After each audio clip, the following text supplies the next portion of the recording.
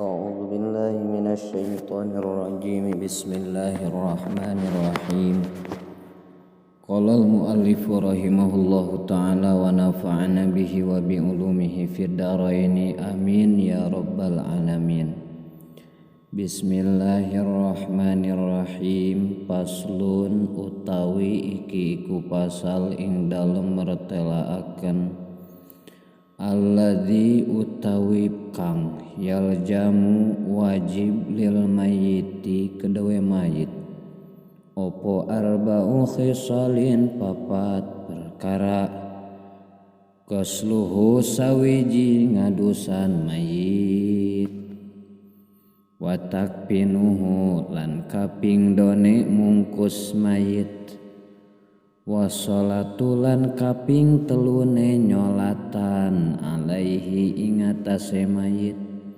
wadapnuhu lan mendem mayit lan ngubur mayit. Bismillahirrahmanirrahim. Salajengna ieu pasal bade mertelakeun anu wajib pikeun mayit. Ari mulasara mayit muslim salianti anu mautna maut syahid eta hukumna fardu kifayah kalawan ijma ulama. Nyaeta mulasara mayit nu kahiji gosluhu nyiraman mayit ngadusan mayit.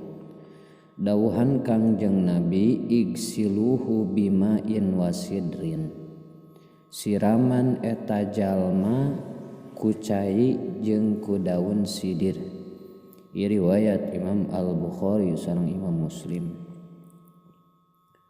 Nu kaduana nyaeta watakfinuhu ngapanan mayit mungkus mayit. Dawuhan Kangjeng Nabi wakafinuhu bisaubaihi jeung bungkus eta mayit dina dua pakaianana. Ieu riwayat Imam Al-Bukhari sareng Imam Muslim.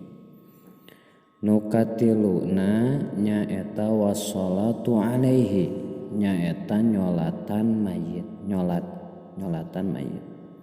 Dawuhan Kangjeng Nabi sallu ala sahibikum kudu nyolatkeun maraneh ka batur maraneh. Ieu riwayat Imam Al-Bukhari. Sallu ala mautakum kudu nyolatkeun maraneh ka mayit-mayit maraneh. Riwayat Imam Ibnu Majah. Kaopatna wadapnuhu nyaeta ngubur mayit.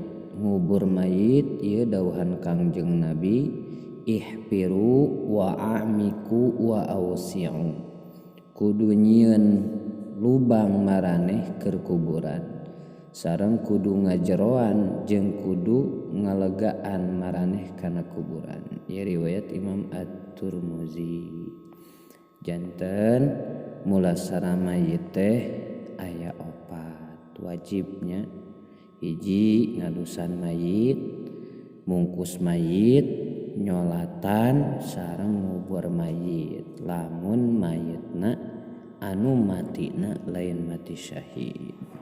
Sakumaha disebatkeun dina nadom Sundana nu hirup ka mayit jadi kawajiban opat perkara. Kahiji ngamandian, dua mungkus, tilu wajib disolatan, opat nguburkeun ulah lami geraan.